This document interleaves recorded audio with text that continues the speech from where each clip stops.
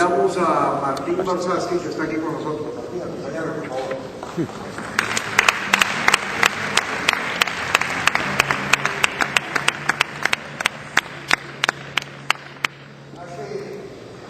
He conocido varias etapas en la vida de Martín, no todas iguales.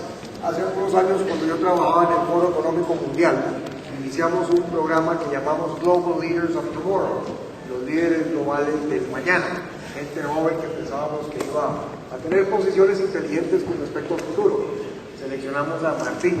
De ahí en adelante ese programa ya no fue el mismo. Martín llegaba, lo revolucionaba, le daba vuelta, a veces también nos armaba tremendos problemas con sus posiciones, pero de todas maneras nos hizo pensar y nos hizo avanzar en el programa. Yo he tenido la buena fortuna de conocerlo como amigo, como muchas y muchos de ustedes, y estaba recordando, Martín, que hace 3 años y medio, casi 4, cuando Roberto Sambaló nos reempató a Pablo y a mí, Pablo con esta linda idea de Red Innova, una noche nos fuimos a tu casa a preguntarte qué te parecía y a ver qué nos aconsejabas con respecto a Red Innova. De manera que gracias por acompañarnos. Martín nos va a hablar sobre los ecosistemas que conviene crear para los startups. Con Martín se empieza en un tema, como sabemos, y se puede terminar en 4 o 5 diferentes. Ese era el guión, a ver a dónde lo llevas. Muchas gracias, José María, gracias a los organizadores. Lo que tenía ganas de hablar hoy era un poco el ecosistema que lleva a tener startups exitosas y las cosas que se pueden hacer, especialmente con enfoque en Latinoamérica y España, sobre qué se puede hacer para construir un mejor ecosistema y lograr que haya más startups de éxitos en nuestra región y en nuestro idioma.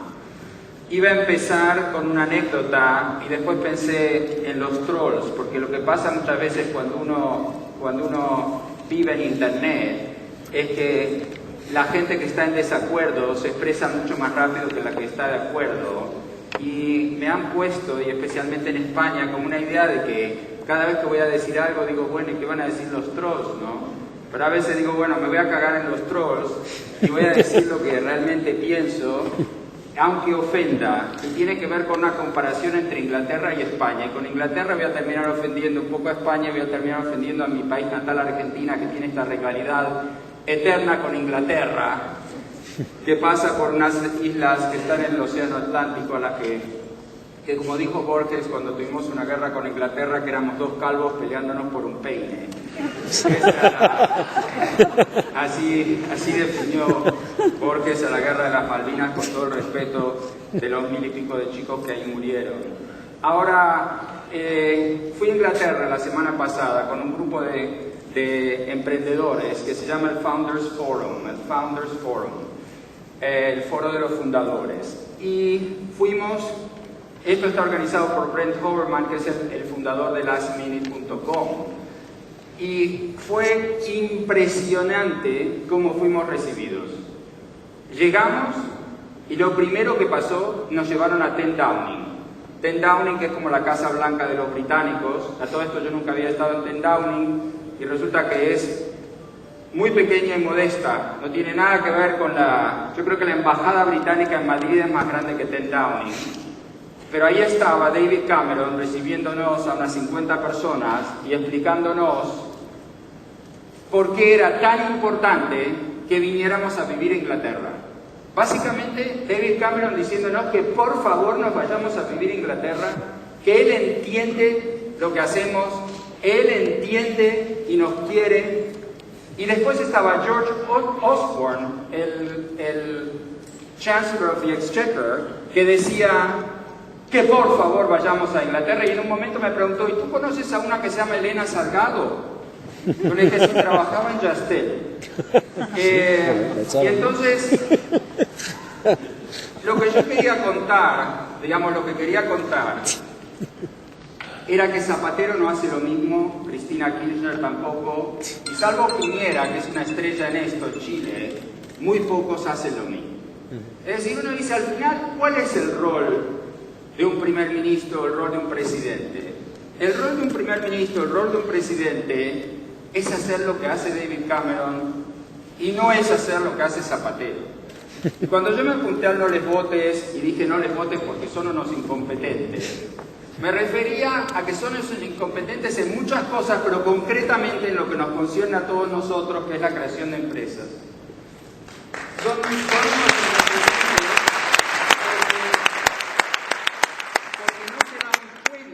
no se dan cuenta que cuando uno viene a un país como un inmigrante, como fui yo aquí, y hice las cosas que hice como Yastella.com o Arafón, que al final lo que nosotros hacemos es crear empleos de calidad y de alguna manera contribuir a la economía del país y darle un futuro a la gente. Y David Cameron lo tiene clarísimo. Entonces, es muy difícil salir adelante cuando no hay un ecosistema. Pero habiendo dicho esto, es interesante la teoría opuesta. Hay gente que dice que cuando los rusos tenían una dictadura comunista eran mucho más creativos, cuando todo estaba prohibido eran mucho más creativos. Solzhenitsyn, esas ideas, es decir, que es curioso que a veces demasiada agua también mata las plantas. Entonces lo que es interesante también tener en cuenta es cómo es que milagrosamente logramos todo lo que estamos aquí, hacer cosas y algunas veces que nos salen muy bien, operando en ecosistemas en las que tenemos todas para perder. Y ese es el fenómeno en el que me quiero enfocar en esta charla. Es decir, ¿cómo se puede hacer para triunfar en un ecosistema que es, digamos, lo opuesto de Silicon Valley? Un ecosistema en el que los bancos no nos prestan el dinero, los capitalistas de riesgo casi no existen, las leyes laborales no reconocen nuestro trabajo y nos hacen tratar a los empleados de un startup como si fueran empleados de Telefónica de hace no sé cuántos años o de cualquier otra empresa, Iberdrola, lo que sea. Y entonces nosotros tenemos que luchar, pero curiosamente hay veces que luchamos con más ganas, con más intensidad, como que queremos lograr probar de que igual valemos, de que igual podemos hacer lo que queremos hacer. En el tour de Inglaterra, el momento más curioso fue cuando me invitaron a tomar el té con el príncipe Andrew, ¿ok? Entonces, en un momento viene Brent Hoverman y me dicen, tenemos 3 personas, tú eres una de las 3, que va a ir a tomar el té con el príncipe Andrew. Y llegué allí, y estaba el príncipe Andrew, que me acordé, volviendo a hablar de las Malvinas, que creo que era uno de los que habían mandado a pelear en las Malvinas, ¿no? Yo decía, a ver si este se entera, por un lado, que soy argentino, pero yo decía que era español. Y entonces, yo digo, ¿y ahora qué me va a decir el príncipe Andrew? ¿De qué nos va a hablar el príncipe Andrew? ¿De qué creen que nos habló? De que vayamos a Inglaterra a hacer nuestras empresas. Es decir, era una especie de operación comando. Le vamos a mandar a David Cameron, después vamos a pivotear y mandar a George Osborne, después le vamos a mandar al príncipe Andrew. Es decir, era como, por favor, vete de España, ven a Inglaterra, ¿ok? No nos vamos a ir de España, pero sí que quería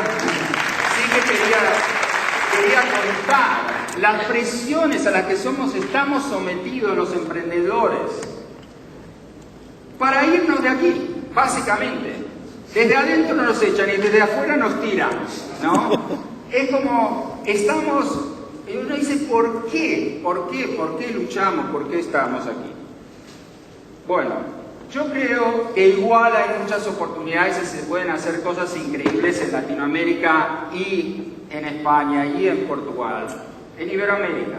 Aquí ha estado gente, creo que estuvo Marcos Galperín, que es un representante, una persona que ha logrado una cosa absolutamente increíble, una empresa cotizada en Nasdaq, un PE de 55 veces, una valorización de 3,3, en castellano 3.300 millones de dólares. Una empresa que es como el eBay de Latinoamérica, todo hecho desde Buenos Aires, desde Montevideo, viajando. Se pueden hacer cosas, se puede hacer un Yastel, se puede hacer un Mercado Libre, se puede hacer un phone, que ahora es la red wifi más grande del mundo y que ya somos una empresa rentable, estamos fichando a unas 5 personas por mes. Se puede.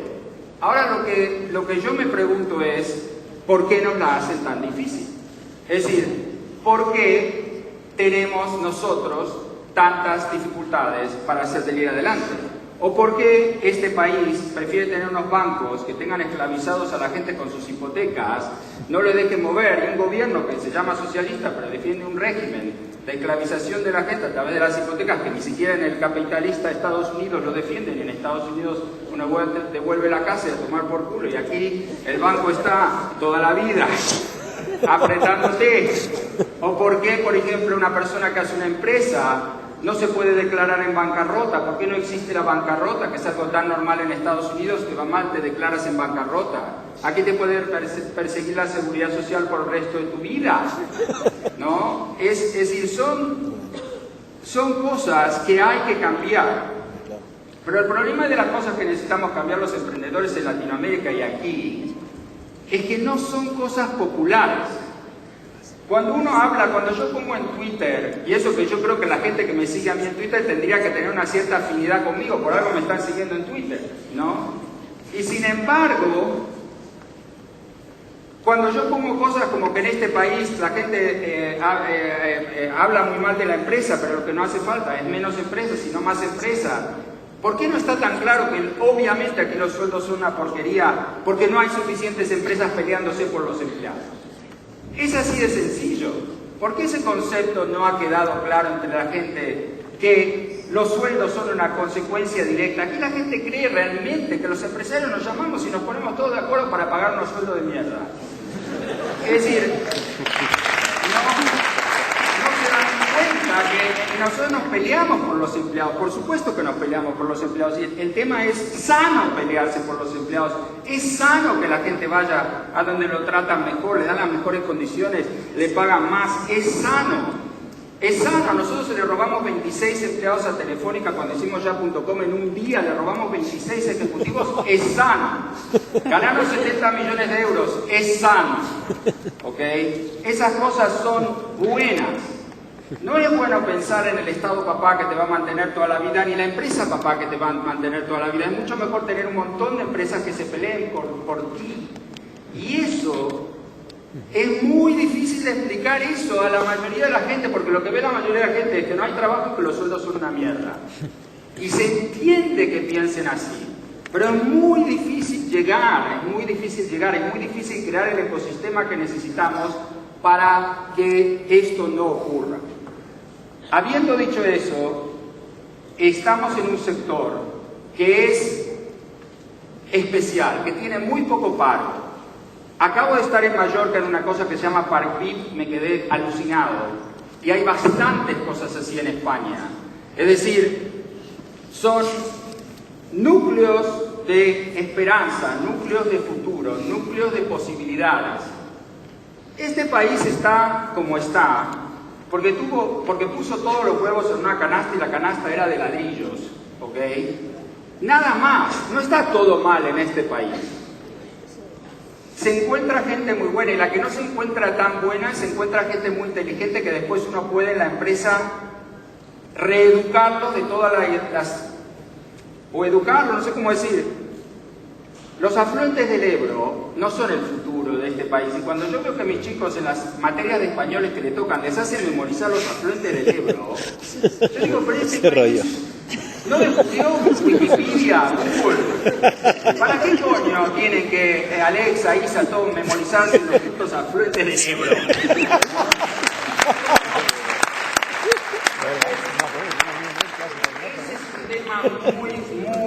Muy importante, acabar con la memorización, avanzar con el razonamiento. Hay otra educación. Mis hijos van a un colegio inglés, después les hacen estudiar los afluentes del Ebro porque es una obligación, ¿okay? Si uno vive en España. Pero hay otra educación, hay otra manera de aprender.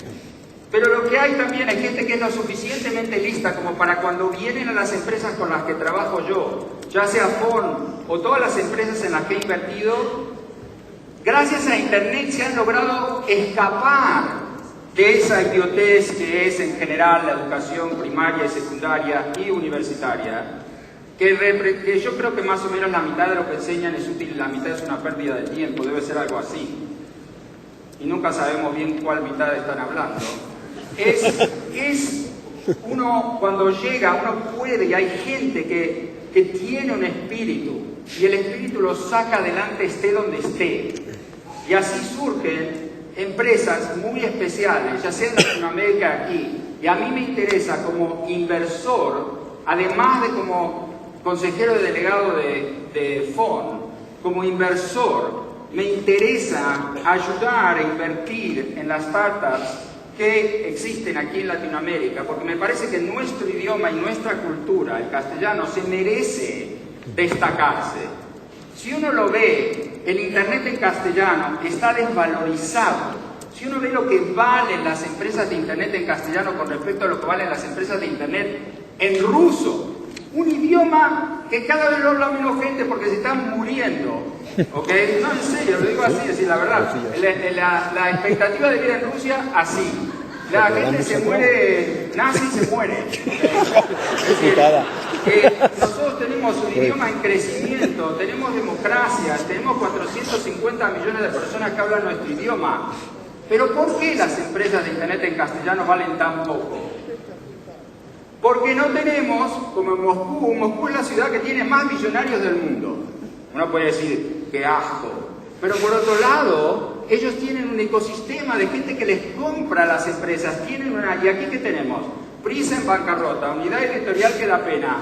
Es decir, nos falta, y los que podían comprar Telefónica se están animando con algunos pasos y están haciendo algunas cosas, compraron Twenty, compraron Ascens, y están lanzándose, y enhorabuena por ellos, porque lo que necesitamos es un ecosistema que además tenga salida, que haya salidas. Los rusos tienen salida a sus inversiones, nosotros no las tenemos. Hay otros idiomas cuyos ecosistemas ya vienen un poco con todo. Por ejemplo, los israelíes y los chinos, que poco tienen en común, pero parece que mucho tienen en común, han desarrollado unos canales directos al Nasdaq. Los chinos al Nasdaq, los israelíes al Nasdaq. Nosotros no. Y ahí es muy importante entender, porque hay otra cosa en este país que es absurda, que es, aquí se piensa muy mal de Estados Unidos. Yo defiendo mucho a Estados Unidos y recibo para que Estados Unidos, vete. Una vez dije algo como de que cuando digo que este país es genial me dicen que es una mierda. Cuando digo que es una mierda me dicen que me vaya, ¿no? Como, es muy difícil, ¿no? Porque si digo, España es genial, tío, es una mierda. Bueno, es una mierda, vete. Entonces es como que no se entiende por qué no podemos establecer canales directos con los sitios de excelencia. Es decir, basta de tener prejuicios tontos sobre que no, porque los americanos invadieron Irak. Creo que, fine, muy mal. Nosotros también invadimos Irak, entre paréntesis. Pero hacen muchas cosas muy bien. Y hay mucho que aprender de Estados Unidos. Y hay mucho que aprender de cómo ellos gestionan sus startups. Y si el euro está donde, creamos, el euro ahora está a 1,41, pero está ahí en el abismo, ¿no? Decimos, estamos los griegos, que se van, a ver si nos vamos nosotros, ¿no? El tema es que nosotros no tenemos un ecosistema para el futuro, porque un ecosistema de creación de empresas es un ecosistema para fabricar un futuro. Los norteamericanos tienen un ecosistema para fabricar un futuro, nosotros muy poco. Y es ahí donde todos juntos, toda la gente, todos los que estamos aquí, y en esta magnífica conferencia en la que se ha hablado muchísimo del tema, todos juntos tenemos que colaborar en la creación de un ecosistema que nos va a hacer salir a todos adelante, aprender de los buenos, admirar a los buenos, aprender de los buenos ejemplos y salir adelante. Y bueno, aquí termina mi mensaje acepto preguntas y respuestas.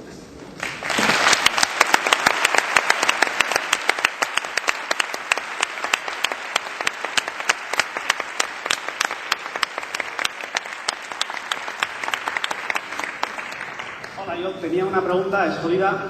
¿Cuáles son los afluentes del Ebro? Ni puta idea. Gracias.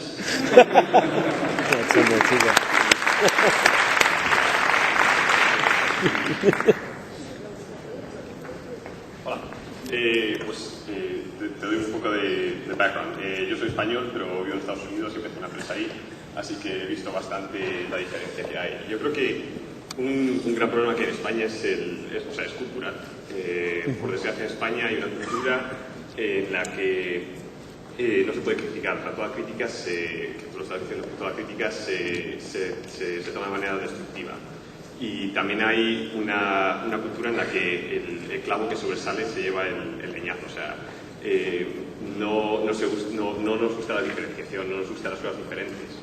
Y bueno, aparte de eso también creo que estamos por detrás bastante de otros países. El modelo de inversión en España hay muy poca gente que, por ejemplo, que escriba cheques de $20,000, como pasa en Estados Unidos de Angel List y demás. O sea que sí hace falta un ciclo de gente que gane mucho dinero vendiendo empresas, pero que después que lo vuelvan a invertir en el ecosistema y que no lo hagan de manera tradicional a través de banca de inversión y demás. Y mi pregunta es, ¿qué crees que va a hacer que cambie todo eso? O sea, si tuvieses que elegir una cosa, ¿cuál sería la cosa que cambiarías y que haría la mayor diferencia para el mundo de los startups en España? No, hay un tema que tocaste al principio de todo y que viene en la educación básica de las personas, y es ¿qué quiero ser cuando sea grande? No funcionario emprendedor. Es decir, hay un problema cultural de la gente que crece aquí. Eso no es igual en Latinoamérica. En Latinoamérica la gente, España es un país mucho más justo que los países latinoamericanos. Empecemos por ahí. Latinoamérica son dos Latinoaméricas. La de los poquitos que viven de puta madre y los muchos que viven fatal.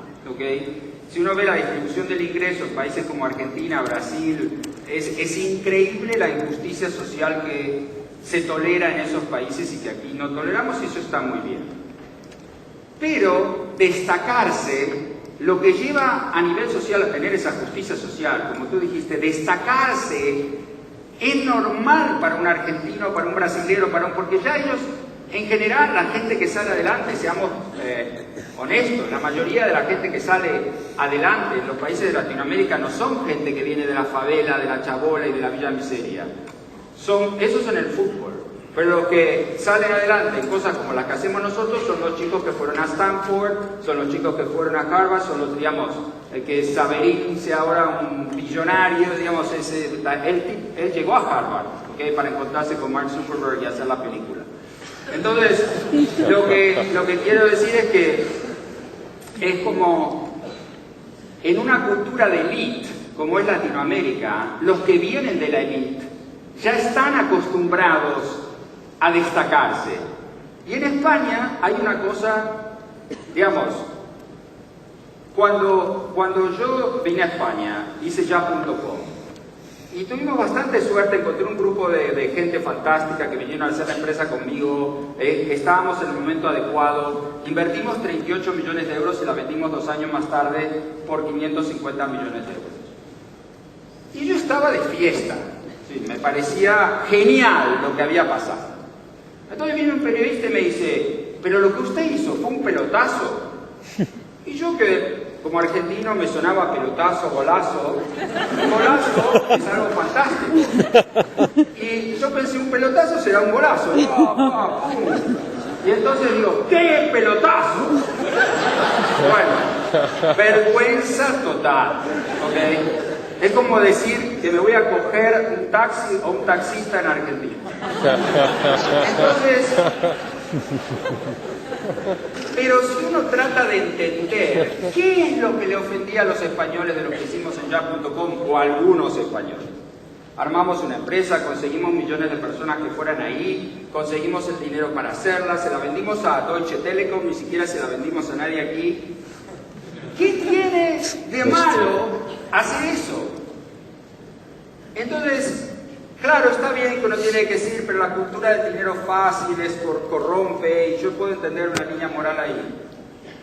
Pero nadie nunca pensó que nosotros en ya.com habíamos hecho nada ilegal. Pero entonces, ¿cuál es el problema? ¿Que Botín no era mi abuelo? Es decir, no sé.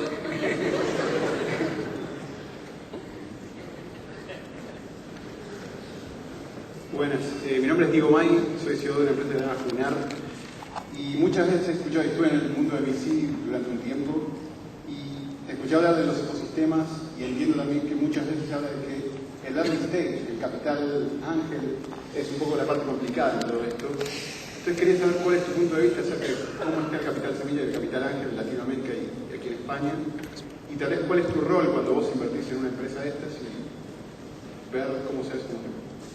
Sí, yo invierto, aclaremos, yo invierto en pocas empresas, invierto en empresas cuyos productos uso, cuyos emprendedores me caen bien, a una valorización razonable. Esos son mis 3 parámetros para invertir. Y cuando invierto, y hay gente aquí que me tiene como socio, saben lo pesado que soy con el producto, con la empresa. Es decir, invierto porque me encanta el producto, empecemos por ahí, y soy como un fanático del producto, ¿ok?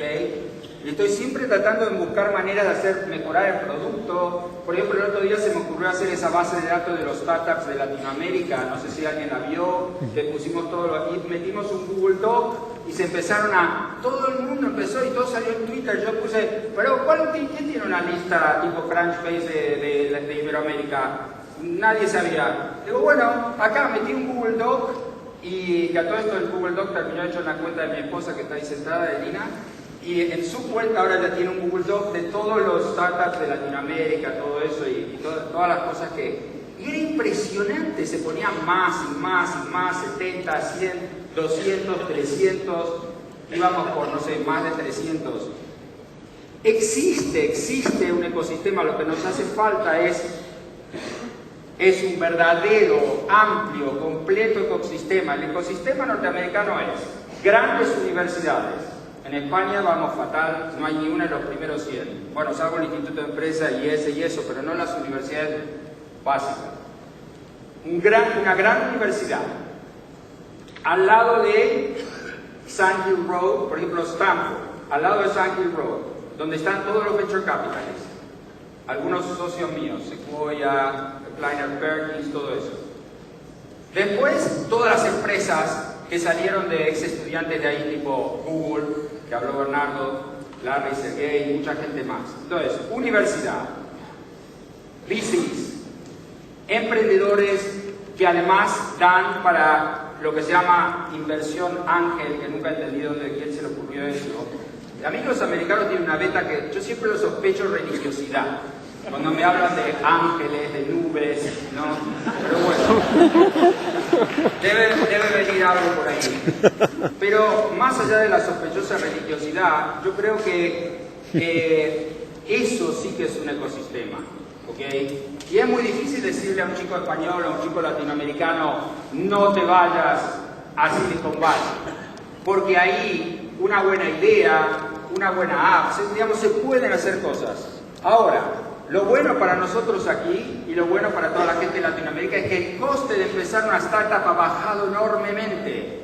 Cuando nos hicimos ya.com nos costó 38 millones de euros hacerlo, que hoy haríamos con 3. ¿Ok? Entonces ha bajado mucho las necesidades de capital. Yo el otro día empecé a pensar qué haría yo si tuviera 20 años y me inventé esta cosa que se llama RadioMe.com, que es como una radio en Android que te pasa tu música y tu Facebook y tu Twitter y entonces hablé con unos developers y puse en Twitter quién quiere hacer la aplicación, y vino uno y le dijo, mira, si me das la mitad de los revenues que saquemos con la aplicación, la hago, tú la diseñas, yo la hago. A todo esto nunca nos conocimos todavía. La aplicación está en internet, pero quiero decir, volví a ser una empresa sin poner un céntimo y el otro puso sus horas de trabajo, sin duda. Pero quiero decir que se pueden hacer cosas como RadioMe sin dinero, ¿okay? Con muy poco dinero. Pero habiendo dicho eso, nos falta claramente un ecosistema como el que existe en Estados Unidos. Vayamos todos a aprender lo que tienen, copiémoslo, es bueno, no reinventemos la rueda, ¿no?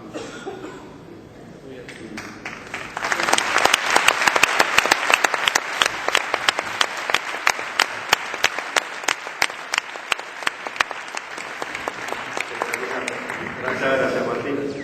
Sabés que tenemos un ponente sorpresa para la Red Innova final, una eminencia que no puede estar aquí con nosotros hoy, pero es una persona que creo que sin dudas de grandes conceptos hay que dar consejos. Entonces, me parece que quisiera conocer. Me presento, soy Silvia Weissman, la mamá de Martín. ¿Qué estoy haciendo acá?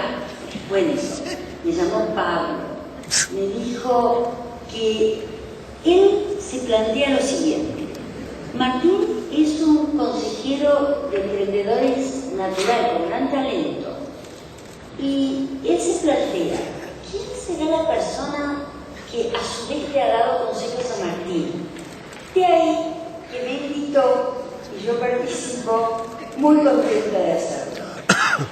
Pienso hacia atrás, en el pasado, yo diría que probablemente lo más importante que hice por Martín es dejarlo que siga su pasión, promover esa pasión que en él siempre era tan fuerte, de hacer lo que quería, lo que amaba. Es probable que tanto su padre como yo, una de nuestras mejores contribuciones haya sido darle esa libertad, que tenga alas para volar, porque al fin de cuentas un creativo es justamente eso, tiene sus alas y lo que nunca se debe hacer es tratar de cercenarlas. Hablando de volar, eso es algo muy importante para Martín. Empezó volando con su imaginación, en sus proyectos, en su variedad de proyectos personales y profesionales, en su gran cantidad de proyectos. Y luego también puedo pensar que volar para Martín es algo ya no metafórico, sino literal. Se trata de aviones, se trata de volar, conociendo el mundo y saciando, no creo que fácilmente, una curiosidad imparable.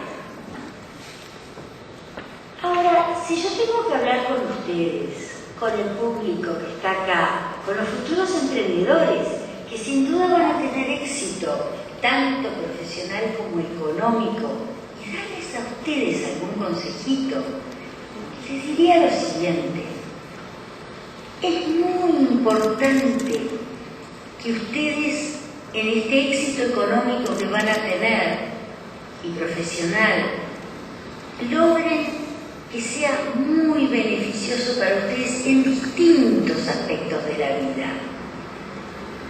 Que ustedes siempre piensen que es profundamente importante tener fuertes lazos familiares, que sean fuertes, sólidos.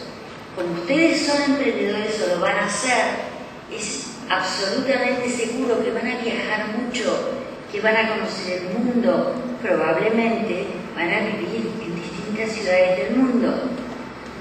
El otro consejo es, acuérdense siempre de sus orígenes, acuérdense de sus raíces. Son un pilar que sostiene toda la vida, los sostienen en toda la vida. Bueno, ahora me quiero despedir de Pablo. Gracias, Pablo. Y un fuerte abrazo para vos, Martín.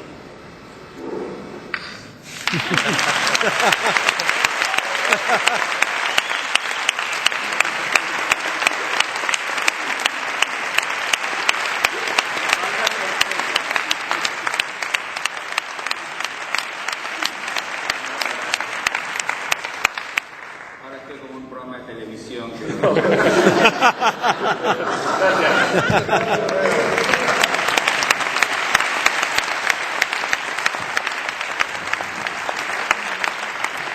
Bueno, obviamente los pilares de Red Innova son el equipo. El equipo de Red Innova, por favor, con nosotros.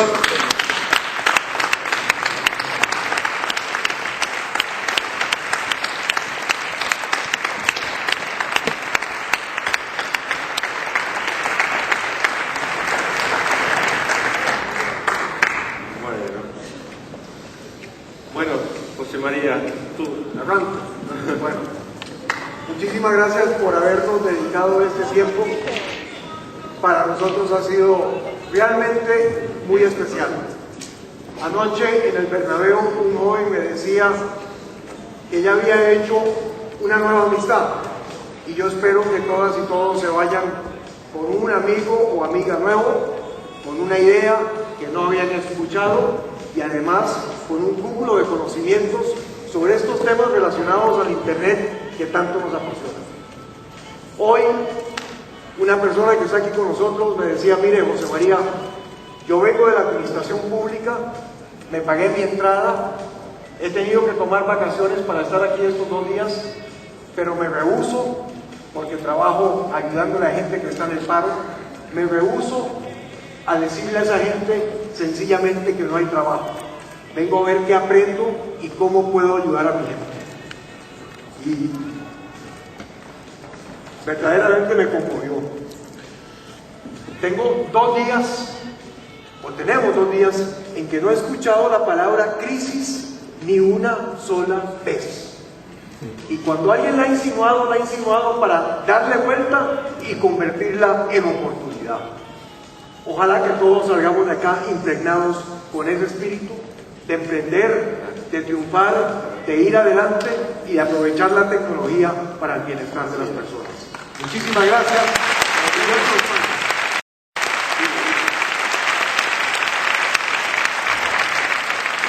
Nos vemos, los que nos pueden acompañar, nos haría mucha ilusión. Vamos a hacer Red Innova en Brasil en noviembre de este año, jueves 17 y viernes 18 de noviembre. Y nos vemos aquí en el Circo Price el 21 y 22 de junio del 2012. Los esperamos y seguimos online. Gracias.